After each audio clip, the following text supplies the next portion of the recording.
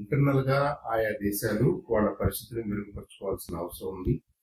ఇందాక పెద్దలందరూ చెప్తున్నారు మనం ఫైర్ ఫైటింగ్ మోడ్ లో ఏదో ఒక ఇన్సిడెంట్ జరిగినప్పుడు, ఏదో ఒక అప్హీవల్ జరిగినప్పుడు మాత్రమే ఆ విషయాన్ని మాట్లాడుతూ మనకి లాంగ్ టర్మ్ స్ట్రాటజీ లేకుండా, మనం దశాబ్దాల పాటు వెయిట్ చేసే ఓపిక లేకుండా మనం ఫారిన్ పాలసీని రిస్ట్రిక్ట్ చేసుకున్నాం అనుకోండి, మన వాళ్ళు ఏ కంట్రీ అయినా డెఫినెట్ గా లాంగ్ టర్మ్ అది వాళ్ళకి ఏం పే చేయదు. ఇప్పుడు యుఎస్ లాంటి దేశాలు maybe because of their economic power or maybe other interest తోటి వాళ్ళు దశాబ్దాల పాటుగా ఒక ఐడియా మీద ఒక ఒక గోల్ పెట్టుకుని వాళ్ళు ఎందుకు అంత నిరీక్షణ చేస్తున్నారు, ఎందుకు అంత వెయిట్ చేస్తున్నారు, ఎందుకు ఆయా ఫోర్సెస్ ని ఎంకరేజ్ చేస్తున్నారు అంటే వాళ్ళ ఇన్ దేర్ ఇంట్రెస్ట్. అలాగే బంగ్లాదేశ్ కి దాని ఇంట్రెస్ట్ దానికి ఉండాలి, భారతదేశానికి ఉండాలి, మిగతా అన్ని దేశాలకు కూడా ఉండాలి. అయితే అన్ఫార్చునేట్లీ మనకున్నటువంటి ఎకనామిక్ సిచ్యుయేషన్, మన చుట్టూ ఉన్న దేశాల్లో ఉన్నటువంటి ఎకనామిక్ సిచ్యుయేషన్, అక్కడ ఉన్న political situations probably they are unable to do it. మనం ఆ కన్సెషన్ కూడా అవుతాం. ఏది ఏమైనా మనం ఈ సోకాల్డ్ షార్ట్ ఐడియాస్ ఏదైతే ఉన్నాయో, మన నేబర్స్ తోటి మనం బాగుండాలి, మన నేబర్స్ తోటి ముందు మన సత్సంబంధాలు కలిగి ఉండాలి అన్నది ఆ విన్ విన్ గోల్స్ తోటే చేసుకోవాలి, కానీ ఒకళ్ళు డిస్టర్బెన్స్ చేయడానికి చేయకూడదు. చేసే పరిస్థితుల్లో భారతదేశం లేదు. ఎందుకంటే మన చుట్టూ ఉన్న దేశాలు ఫర్ హిస్టారికల్ రీజన్స్ మనకంటే వెనకబడి on many fronts. Bangladesh per capital income ఎక్కువ ఉండొచ్చు అంటే టెంపరీగా ఉండొచ్చు, but Bangladesh as a country, as a nation మనకంటే బలమైన దేశానికి కాలేదు కదా. It's very very far fetched idea అది. అలాగే పాకిస్తాన్, అలాగే నేపాల్, అలాగే శ్రీలంక, ఇవన్నీ కూడా ఏంటంటే ఇన్ ఏ వే మనం ఒక పెద్ద కంట్రీగా, మోర్ స్టేబుల్ కంట్రీగా, మోర్ స్టేబుల్ డెమోక్రసీగా ఉన్నాం. సో వీళ్ళందరినీ క్యారీ చేయాల్సిన బాధ్యత కూడా మన మీద ఉంటుంది. That's one thing. ఇప్పుడు అమెరికా ఎక్కడో ఉండి ఎక్కడికో వచ్చి స్థావరాల కోసం ఇంతగా ఆరాట పడటానికి కారణాలు కూడా ఎకనామిక్ కంట్రోలే కదా. ఎకనామిక్స్ డ్రైవ్ చేస్తుంది అల్టిమేట్ గా వరల్డ్ పాలిటిక్స్ ని, లేదా ఈ జరుగుతున్నటువంటి ఈ డిస్టర్బెన్సెస్ అన్నిటి కూడా.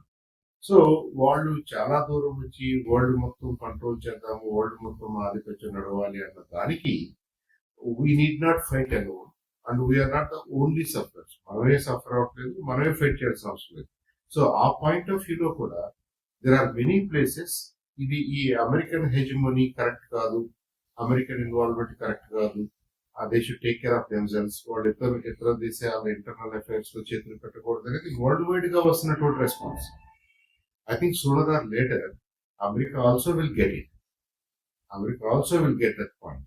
కాబట్టి మనం ఫస్ట్ అండ్ ఫార్మోస్ట్ ఒక పీస్ఫుల్ కంట్రీగా ఉండాలంటే మన నైబర్స్ పీస్ఫుల్ రిలేషన్షిప్స్ ఉండాలి, అకాడమిక్ రిలేషన్షిప్స్ ఉండాలి, టూరిజం కల్చరల్ రిలేషన్షిప్స్ ఉండాలి. అది మన రెస్పాన్సిబిలిటీ. దీన్ని మన చుట్టూ ఉన్న వాళ్ళు కూడా చేసేలాగా ప్రోత్సహించడం, సపోర్ట్ చేయడం కూడా మన రెస్పాన్సిబిలిటీగా అవుతుంది. I think that will protect us more than what America can do or what some other country can do. ఇప్పుడు ఇందాక ఒక సందర్భంలో America is dealing with lot of other countries in our Asian region but not India అనే topic వచ్చింది. దాన్ని ఇంకొక రకంగా చూడాలి మనం. Maybe India is not interested in dealing with that group. ఇప్పుడు మనకి ఎంతో కొంత ఈ నాన్ అలైన్డ్ ఐడియాస్ ఉన్నాయి కాబట్టి మనం ఇటుపక్కనో అటుపక్కనో ఈ గ్రూప్ ఆ గ్రూప్ అనుకున్నా మనం we are trying to be neutral. ఆ న్యూట్రల్ గా కనపడే గ్రూప్స్ లోనే మనం ఉంటున్నాం.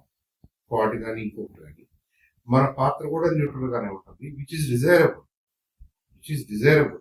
మనం ఏ సైడ్ తీసుకోవాల్సిన అవసరం లేదు, ఏ విషయంలో కూడా సైడ్ తీసుకున్నట్లుగా కనపడాల్సిన అవసరం లేదు. We have long history, we have our own story, we have our own culture, and we can play real caretaker role for many countries in coming years.